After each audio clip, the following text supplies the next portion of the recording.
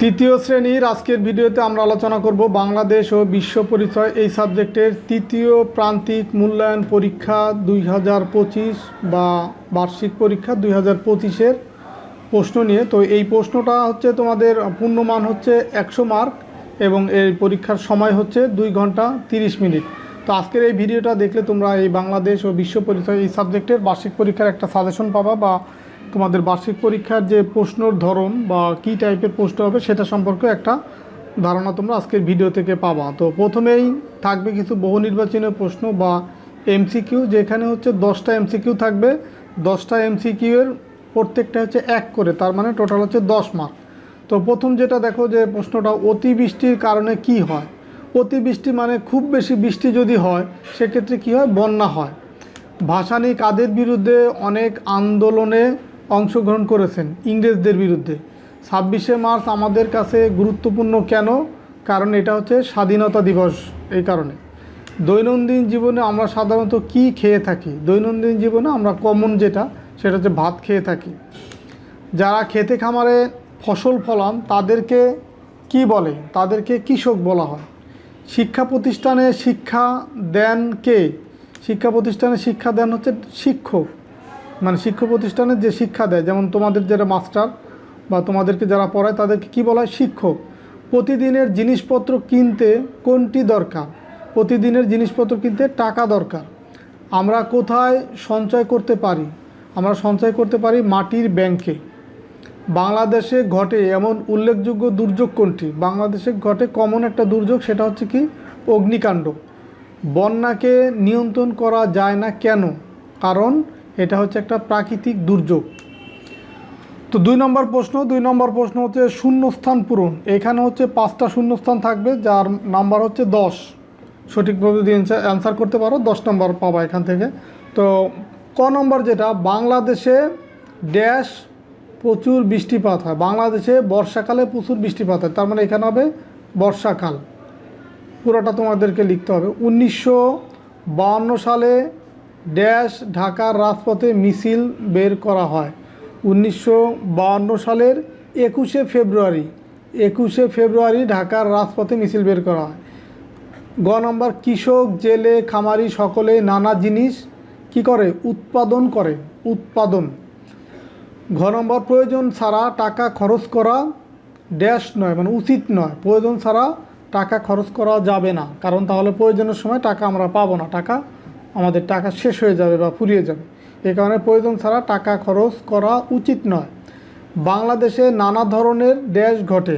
বাংলাদেশে নানা ধরনের দুর্যোগ ঘটে। এই 5টা সঠিকভাবে দিতে পারলে এখানে পাবা তোমরা 10 নম্বর। এরপরে আছে 3 নম্বর, হচ্ছে শুদ্ধ এবং অশুদ্ধ নির্ণয় করা। এই যে এখানে 5টা বাক্য আছে, প্রত্যেকটা বাক্য শুদ্ধ না অশুদ্ধ সেটা লিখতে হবে আমাকে। বাক্যটা আগে বুঝতে হবে যে শেরে বাংলা একে ফজলুল হক ঋণ সালিসি বোর্ড গঠন করেন, এটা হচ্ছে শুদ্ধ। আমাদের নিজস্ব কোনো ভাষা নেই, এটা হচ্ছে অশুদ্ধ, কারণ আমাদের নিজস্ব ভাষা আছে। আমাদের ভাষা কি? বাংলা ভাষা। কৃষক নানা জিনিস উৎপাদন করেন, এটা হচ্ছে শুদ্ধ। আমরা শূন্যস্থানেও কিন্তু এটা পড়ে আসছি। ওষুধ কিনতে টাকা লাগে না, এটা কি? অশুদ্ধ, কারণ টাকা ছাড়া কি ওষুধ দিবে? ওষুধের দোকানে গেলে কখনোই না, এটা অশুদ্ধ।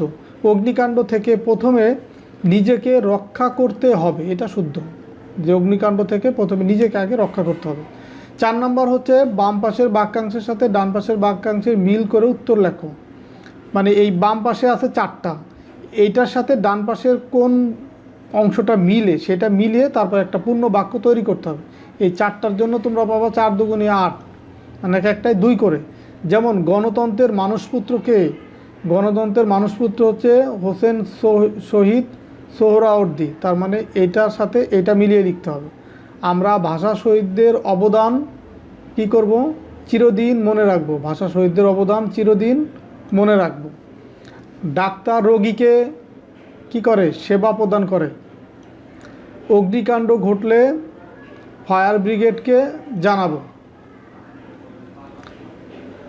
তো এই হচ্ছে তোমার এই 4টা যদি মিলিয়ে তুমি লিখতে পারো। এখানে এটা একটু ডবল হয়ে গেছে, তাই এখানে অন্য একটা থাকবে। তো এইখানে ডান পাশে তোমার বেশি থাকতে পারে, কিন্তু 4 বাম পাশে যে কটা থাকবে ওই কটার সাথেই মিলিয়ে লিখতে হবে। বাকি যে অতিরিক্ত যেগুলো থাকবে সেগুলো আমরা লিখব না।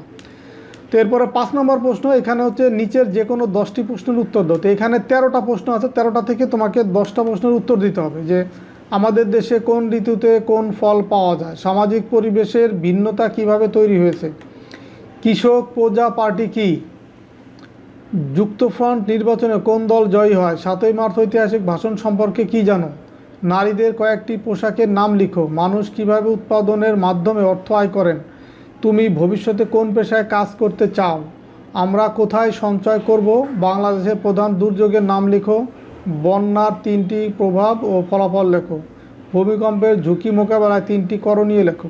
তো এখানে 13টা প্রশ্ন থেকে আমরা 10টা প্রশ্নের উত্তর দিব, 3 10 30 মার্ক পাবো এখান থেকে।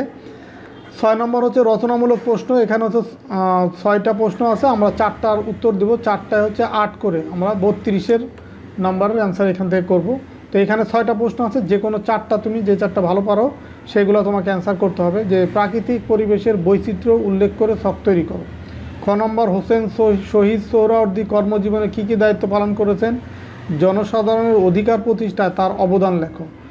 সংস্কৃতির উপাদানসমূহ কী কী, আমাদের সংস্কৃতির উপাদান ভাষা সম্পর্কে আলোচনা করো। তো এরকম আরও প্রশ্ন আছে।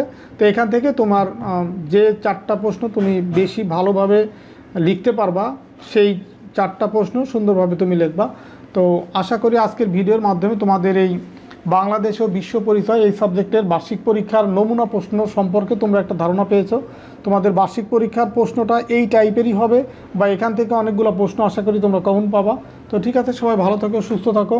তো তোমরা যদি আরও এই টাইপের প্রশ্ন পেতে চাও তাহলে আমার ভিডিও ডেসক্রিপশনে হোয়াটসঅ্যাপ নাম্বার আছে, সেখানে তোমরা নক করলে আমি তোমাদেরকে PDF ফাইলটা দিলে তোমরা সেগুলো প্রিন্ট করে বাসায় নিজেরাই প্র্যাকটিস করতে পারবা। যে বার্ষিক পরীক্ষার আরও যে প্রশ্নগুলো আছে 3য় শ্রেণীর সব সাবজেক্টের এরকম 4টা 5টা করে প্রশ্ন বার্ষিক পরীক্ষা আমার কাছে রেডি করা আছে। তোমরা চাইলে আমি সেগুলো তোমাদেরকে PDF আকারে হোয়াটসঅ্যাপের মাধ্যমে দিয়ে দেবো। তো ঠিক আছে, সবাই ভালো থাকো, সুস্থ থাকো, কথা হবে পরবর্তী ভিডিওতে। আল্লাহ হাফেজ।